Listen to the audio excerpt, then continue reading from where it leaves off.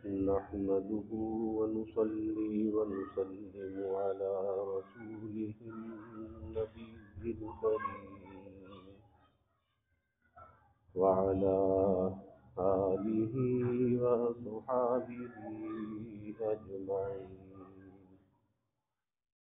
اللهم صل على سيدنا ومولانا محمد وعلى آل سيدنا ومولانا محمد وبارك وسلم صلاة وسلاما كثيرا كثيرا. توفیق الہی اپنے مرشد پاک کی برکت سے عشاء کی اس نشست میں فضائل ایمان کا درس چل رہا ہے.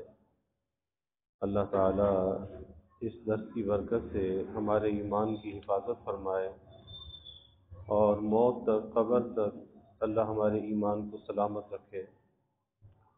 ایمان کی خصوصیات کے بارے میں بات چل رہی ہے کہ ایک ایمان والا بندہ جسے اللہ نے ایمان کے نور سے نوازا ہے تو اس کے اندر کیا صفات ہونی چاہیے، کیا خصوصیات اس کے اندر ہونی چاہیے.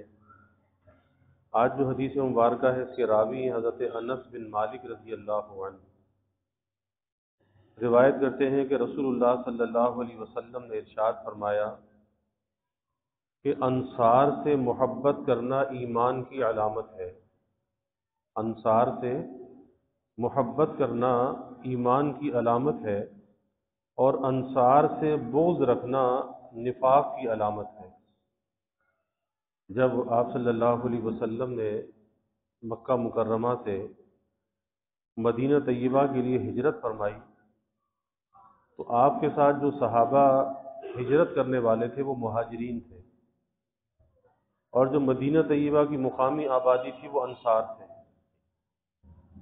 تو آپ صلی اللہ علیہ وسلم نے ان کے درمیان ایک اخوت کا، ایک بھائی چارے کا رشتہ قائم فرمایا اور بعض صحابہ کو بعض کے ذمے بھائی یہ تمہارا بھائی، یہ تمہارا بھائی، یہ تمہارا بھائی.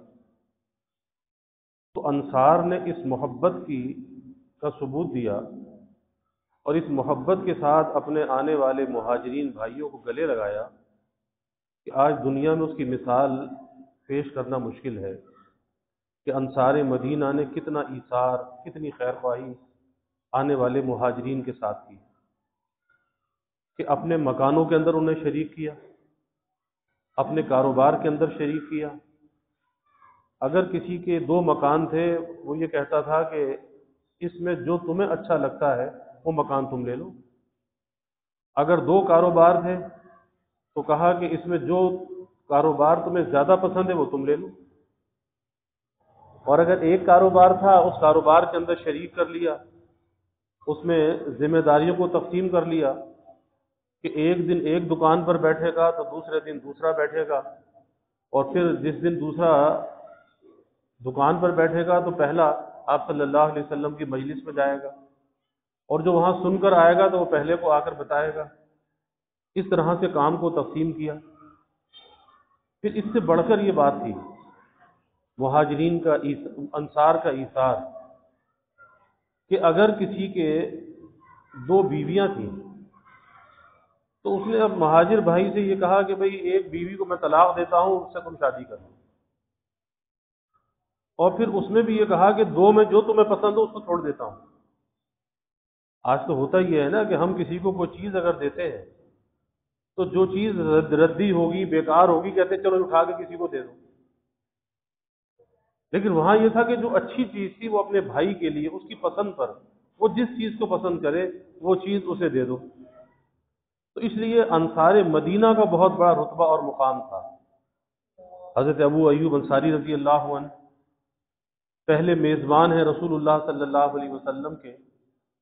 کس طرح سے آپ صلی اللہ علیہ وسلم کی میزبانی کی اور پھر مدینے والوں نے کس طرح رسول اللہ صلی اللہ علیہ وسلم کا ساتھ دیا کہ مکہ جو آپ کا مولد تھا، پیدائش کی جگہ تھی، مکے والوں نے آپ کو ستایا، اذیتیں پہنچائی، لیکن مدینہ والے آپ کے ساتھ کھڑے ہو گئے. اس لیے اللہ کے حبیب صلی اللہ علیہ وسلم نے فرمایا کہ انصار سے محبت کرنا، یعنی مقامی جو ہے اس سے محبت کرنا، یہ ایمان کی علامت ہے۔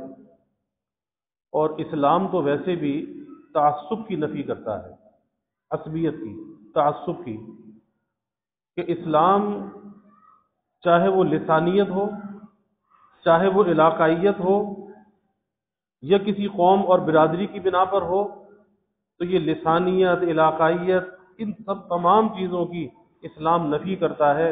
اس لیے اللہ کے حبیب صلی اللہ علیہ وسلم نے فرمایا کہ کسی مسلمان کو کسی مسلمان پر کوئی فضیلت نہیں۔ فضیلت کا جو معیار ہے یہ قوم، یہ برادریاں، یہ علاقے، یہ زبان نہیں ہے۔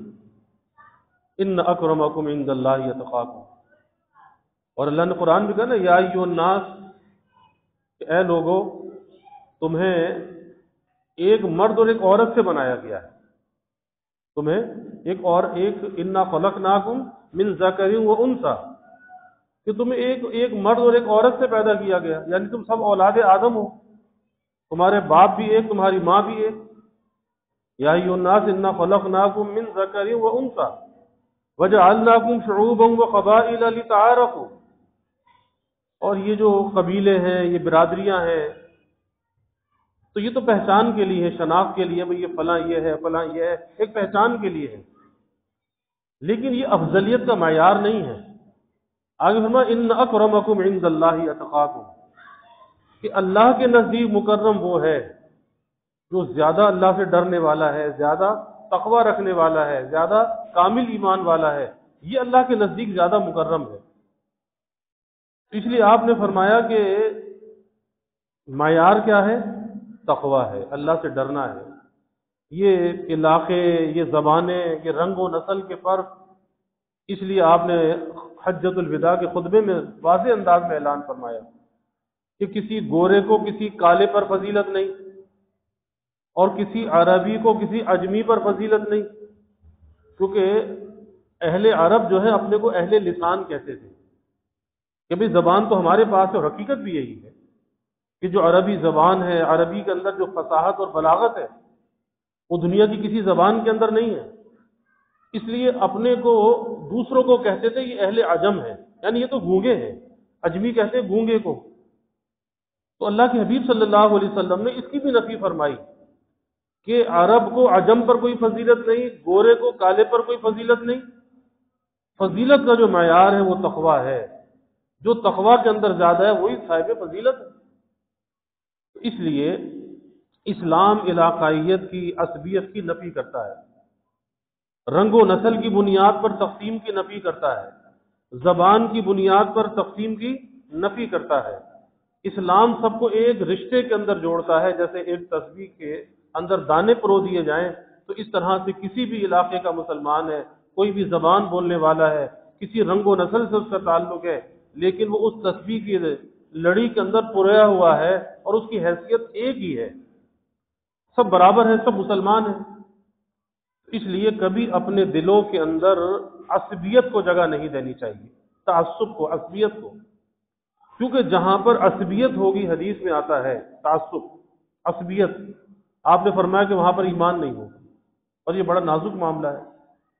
تو اس لیے قطع نظر اس سے کہ کون کس کے بارے میں کیا رائے رکھتا ہے، لیکن ہمیں تو اپنے اوپر اختیار ہے کہ ہم تو اللہ کی مخلوق سے محبت کریں، چاہے وہ مقامی ہے تو اس سے محبت کرے، کوئی باہر سے آنے والا ہے تو اس سے محبت کرے، کہ جب جو اس علاقے کے اندر آ گیا، اس علاقے کی بود و باش کو اختیار کر لیا، اب اس علاقے کا وہ مکین ہو گیا، اب ظاہر ہے اس سے محبت کرو کیونکہ بھائی مسلمان ہے۔ تو اس لیے نفرت کو، عداوت کو اپنے اندر جگہ نہیں دینی چاہیے۔ اور باطل کی سازش یہی ہے کہ امت مسلمہ کو کس طرح سے کمزور کیا جائے، کیونکہ انہوں نے امت مسلمہ کے عروج کو دیکھا ہے، ان کی طاقت کو، ان کی شوکت اور سطوت کو دیکھا ہے، اور وہ طاقت، وہ شوکت اسی وجہ سے تھی، وہ غلبہ اسی وجہ سے تھا کہ سب ایک تسبیح کے اندر پرے ہوئے تھے، سب یکجان تھے، کوئی زبان کی بنیاد پر، علاقے کی بنیاد پر، رنگ و نسل کی بنیاد پر آپس میں کوئی تقسیم نہیں تھی۔ تو اللہ نے مسلمانوں کو غلبہ عطا فرمایا۔ آپ دیکھ لیں کہ بلال حبشی حبشہ کے رہنے والے ہیں، سیاہ فام ہیں، کالے رنگ کے ہیں، لیکن بڑے بڑے صحابہ کہتے تھے سیدنا بلال تو ہمارے سردار ہیں۔ حضرت عمر رضی اللہ تعالی جیسا شخص حضرت بلال رضی اللہ عنہ سے کہتے تھے بلال تو ہمارے سردار ہیں سیدنا۔ تو یہ درجہ کس وجہ سے ملا؟ اسلام کی وجہ سے ملا، تقوی کی وجہ سے ملا۔ پھر صہیب رومی روم سے آئے اور سلمان فارسی فارس سے ایران سے آئے، اور اللہ کے حبیب صلی اللہ علیہ وسلم نے کیا فرمایا؟ سلمان منا آل البیت، کہ بھئی یہ سلمان تو ہمارا ہے، ہمارے اہل بیت میں سے ہے۔ کیا فضیلت مل گئی؟ آئے کہاں سے؟ ایران سے، فارس سے۔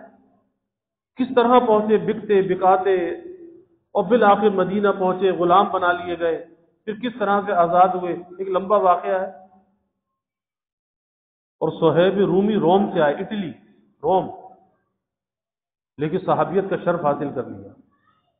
تو اس لیے باطل کی جو سازش ہے کہ مسلمان کو اگر کمزور کرنا ہے تو انہیں علاقے کی بنیاد پر تقسیم کر دو، انہیں زبان کی بنیاد پہ تقسیم کر دو، انہیں رنگ اور نسل کی بنیاد پہ تقسیم کر دو، انہیں قوم اور برادریوں کی بنیاد پہ تقسیم کر دو، اور جب یہ آپس میں تقسیم ہو جائیں گے تو یہ آپس میں لڑنا شروع کر دیں گے۔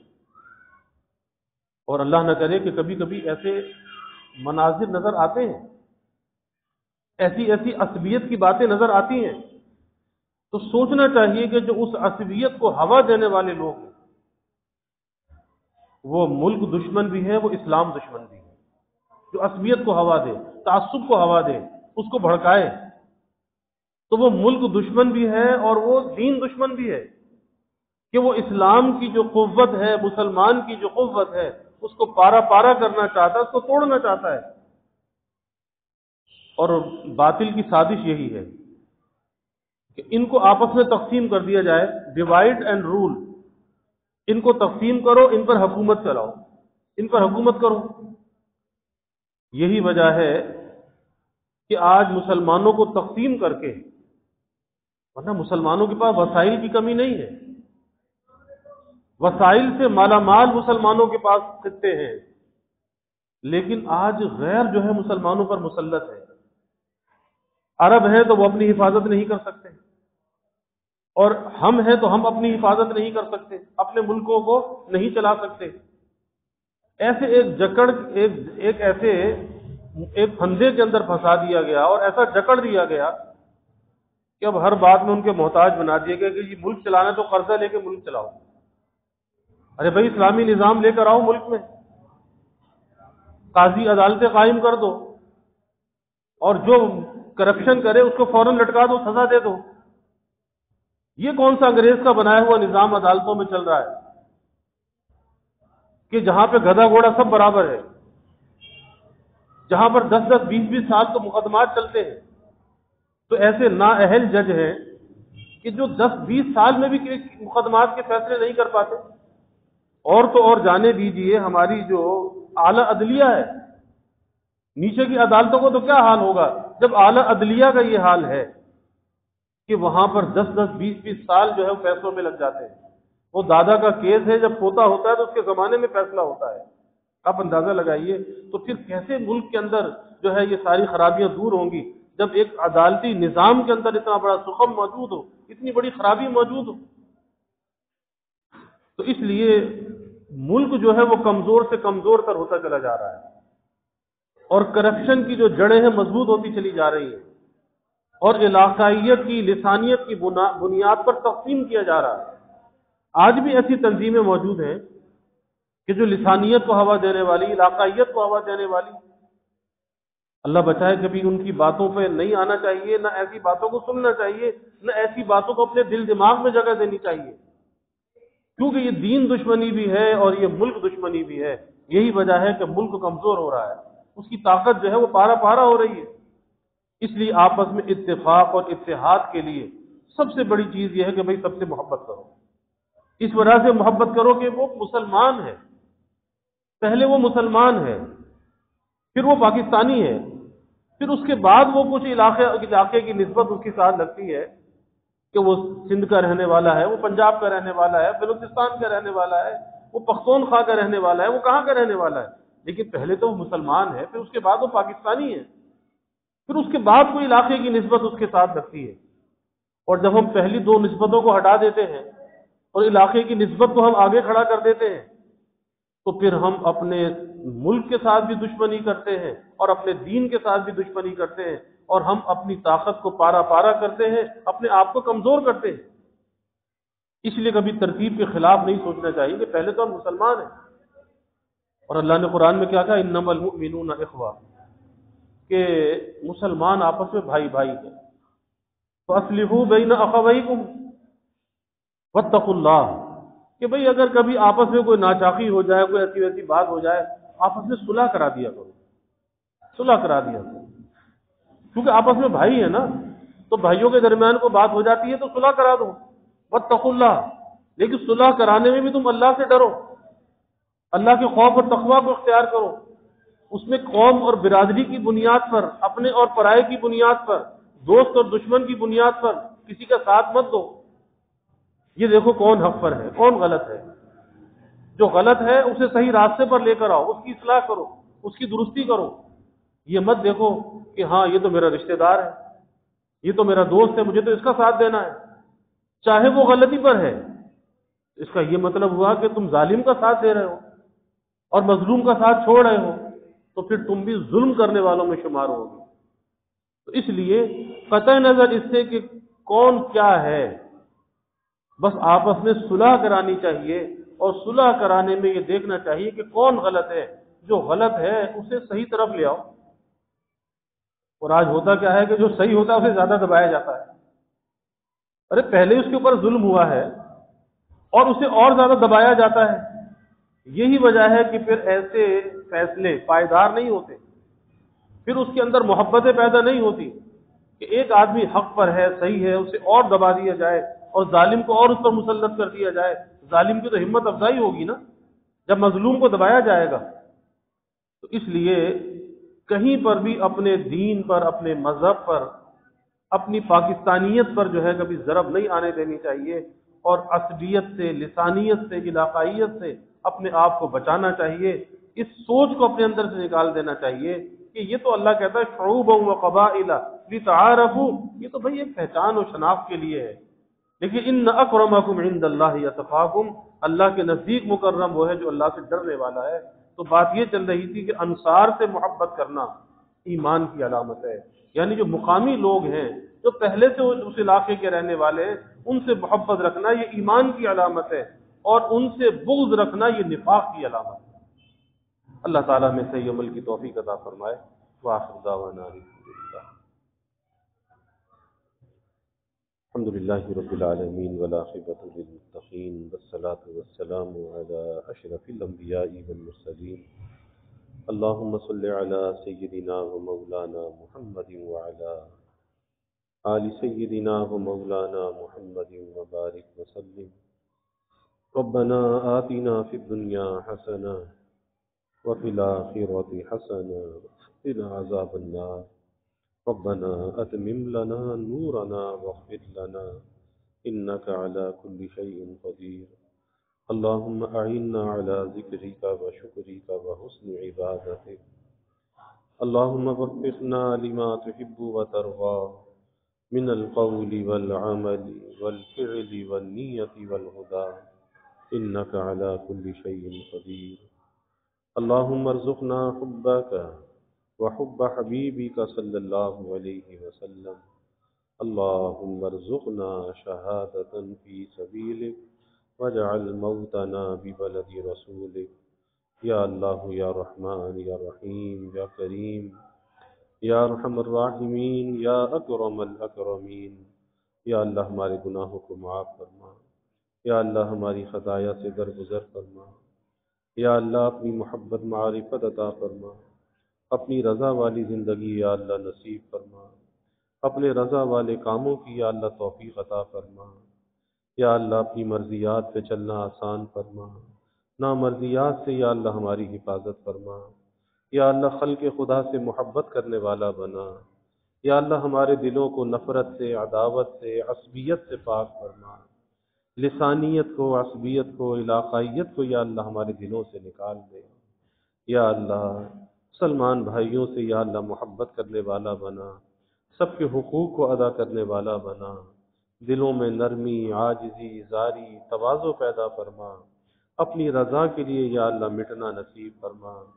یا اللہ ظاہری باطنی ہر قسمی ترقیات عطا فرما، سب کے دلوں کے نیک ارادوں کو، تمناؤں کو یا اللہ غیب پورا فرما، سب کی حاجات کو پورا فرما، سب کی پریشانیوں کو دور فرما، بیماریوں سے یا اللہ حفاظت فرما، ہر ناگہانی بلا اور مصیبت سے یا اللہ حفاظت فرما، زمینی آسمانی آفات سے یا اللہ حفاظت فرما، موذی امراض سے یا اللہ حفاظت فرما۔